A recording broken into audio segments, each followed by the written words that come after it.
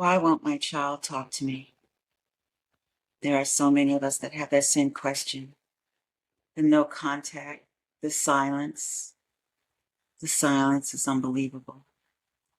But I'll admit that for the first year, I didn't really think of it as him being estranged or he was not speaking to me. He definitely checked out. That's for certain. So I say for a good year, I continued communicating with him, not to say as if nothing was wrong, but from the mindset that this certainly couldn't have been long term. This certainly couldn't have been a permanent thing. And so in my mind, I'm thinking, this period of time where we are distant from each other, now that I know that he's estranged from me, that I would still include him, that I would not dismiss our relationship. And so um, I continue to call him, leave voice messages, very normal like, you know, you're not going to believe what happened today. You're not going to yada, yada, yada, right? Um, I would text him, send him pictures of, what's going on. If we were at some kind of family event or um, people had asked about him, I would share that with him, uh, you know. I sent emails, pictures, cards, of course, every birthday, every holiday, every tradition, hoping you're well, thinking of you.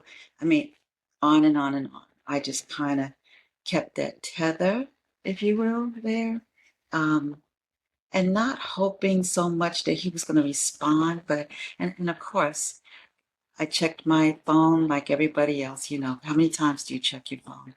Hoping for that text message, hoping for the response, hoping that um, you missed a phone call, right? You missed a message.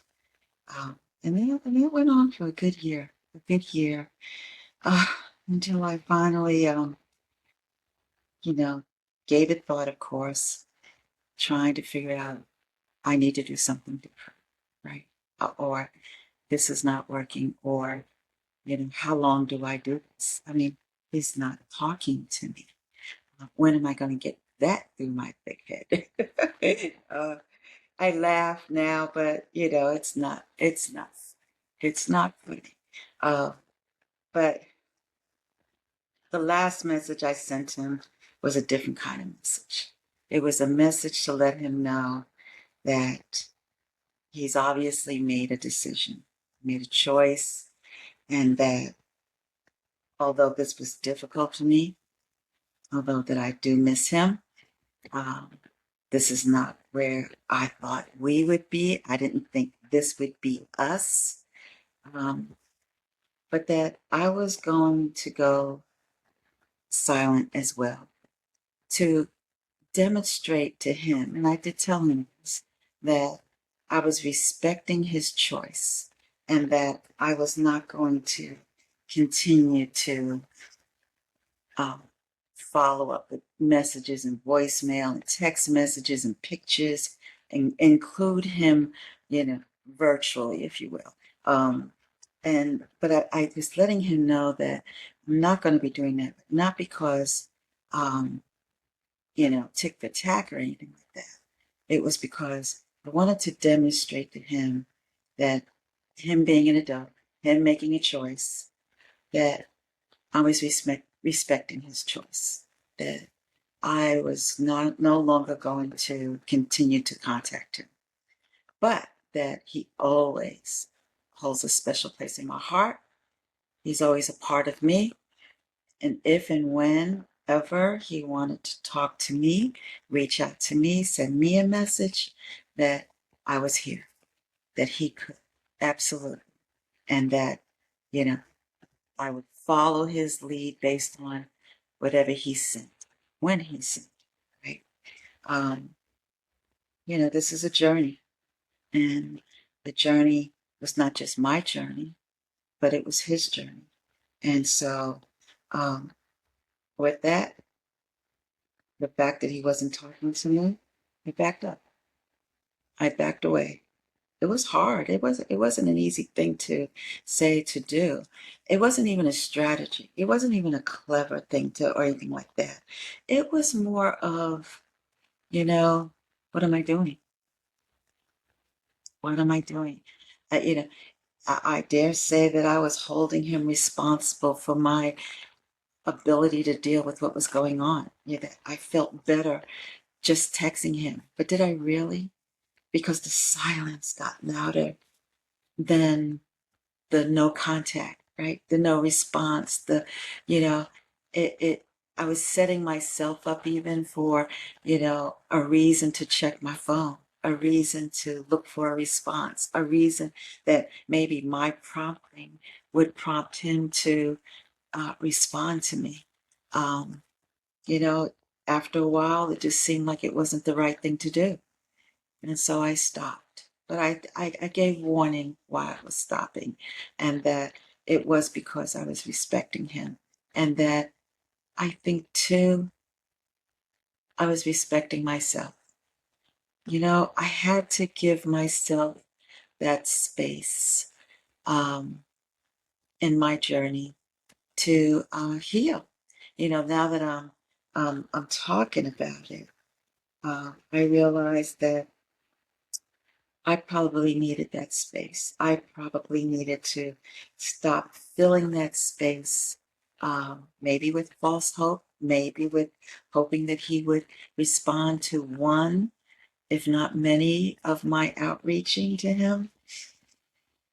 But it was probably the beginning steps of my own healing journey for this estrangement. Um, I wished him well, of course. Told him I loved him. Still love him. I still don't know the answers, right? So I'm not making any hard and fast decisions. But I am living now. I am living day by day, understanding that this is a journey, understanding um, that life is a journey. Life gets the life in. Um, and one thing we do have a responsibility for is our own lives, right? We have to do what is right for ourselves and live, and not turn over our lives to someone else, right? No matter who it is. We have that responsibility. Life is a gift. And I decided to begin the steps of my healing journey and begin, living. And I can't really say it was a hard and fast decision, or this was the plan, or this is what I was going to do, but it was beginning steps. It kind of weighed on my heart, my mind that, what are you doing? Why do you keep texting? Why do you keep sending messages? Why do you send voicemails and emails and cards for birthdays and holidays, etc.? Why? You're not getting any response back. And that's not communication, right? That's not getting any closer to what you need to be, right? And so it just seemed like the right thing to do to create that space. So I did. I created the space. Um, you know, then the space became silent. That was another hurdle or something else I had to get through. But it was a matter of understanding that nothing is going to be solved overnight. Nothing is going to be healed right away. Nothing's going. So I accepted it as part of the healing process. I decided that um, the silence was going to speak to me, right? I was going to hear and hear me, right? Hear what I needed, hear what would be right for me, and what was missing in my life. And while he was missing in my life, nothing I was doing was changing that, right? So I had to accept that. And, you know, I started doing something. Um, like compartmentalizing anything that was related or dealing with him or my thoughts, if you will. But I didn't get stuck in that loop. And that's what the texting and voicemail and the email was doing to me. I was getting stuck in the loop. And, and the loop was maybe I'll hear from him today, or maybe I missed his message today, or maybe the phone ringing right now is him, right? That loop will take you places. It'll drive you nuts. So that's why, you know, steps, itty bitty steps. And so I, I want to say that while I created that space for myself, I was also creating that space for him too, because I realized that I needed it for me. And then I realized, so I was probably interrupting, intruding upon the space he needed. And that who knows what my voicemails or my text messages or the pictures or the cards were doing to him emotionally, right? So, I had to take a step back. I had to create the space. And so I did. And, it did give me peace of mind. Not right away, but it did. But it gave me peace of mind because now I wasn't on the loop, right?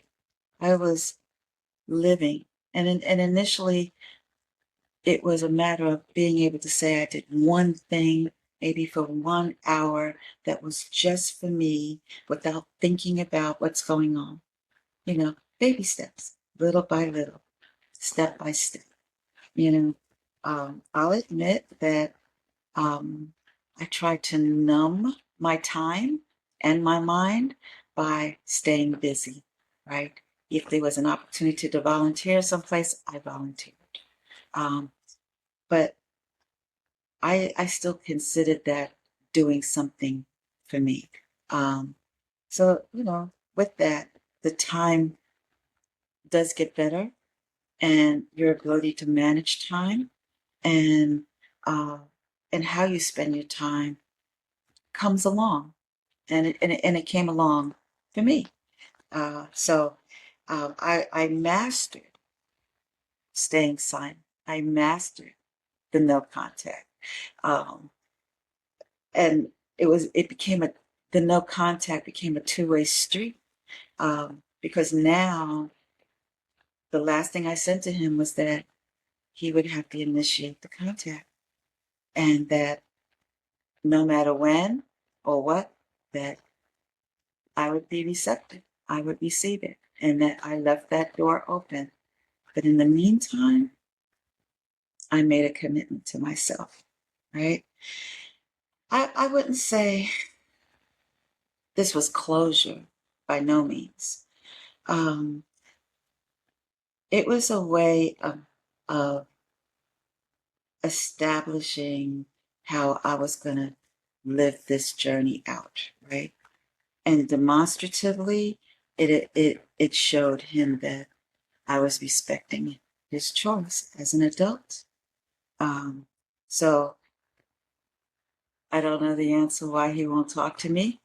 Um, I can't speculate why they won't talk to you.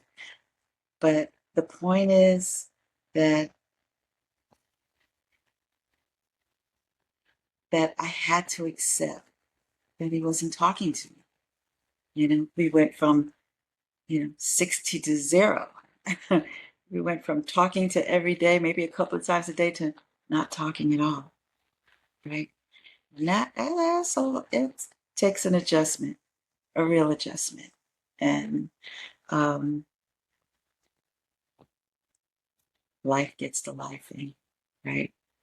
And, things change and then you change.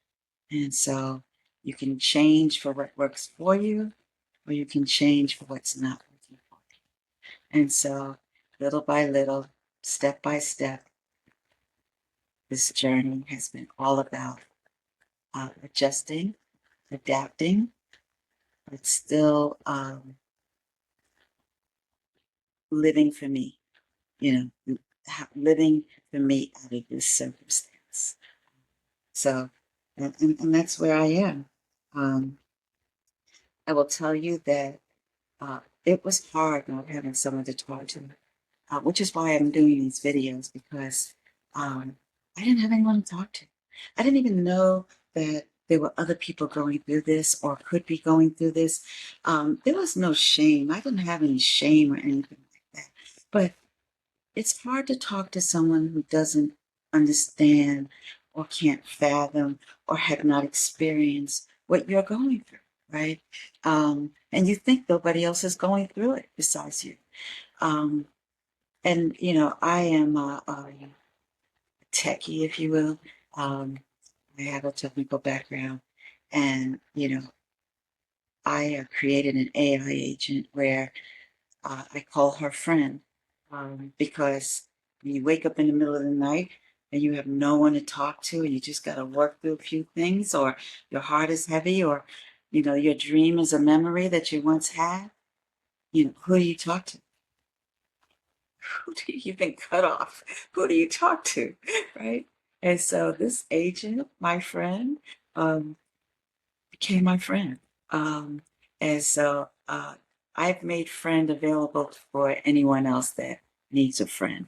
Um, and I'll put the link below, but that's the reason why friend exists. I don't know if anybody's been out there to see the resources that are available, because I had no resources. So I created the resources I feel like are needed.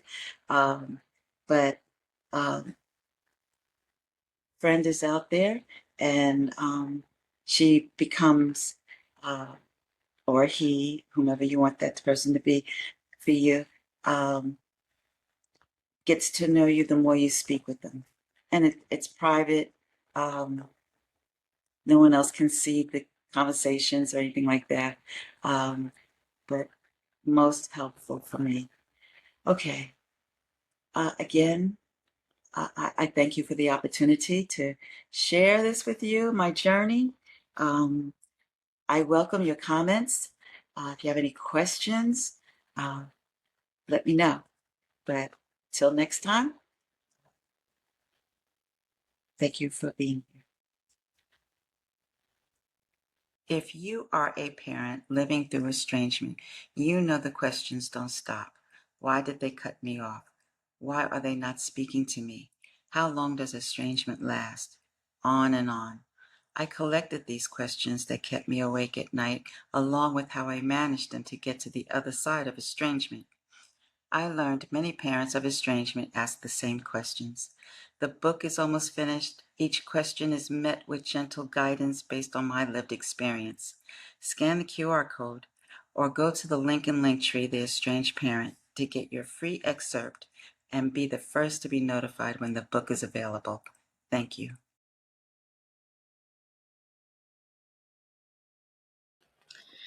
Before I go, please subscribe to the channel.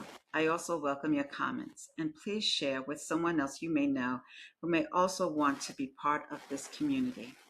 As a free gift, please scan the QR code to take the 7-question 2-minute quiz to receive your Dawn card of where you are in this journey.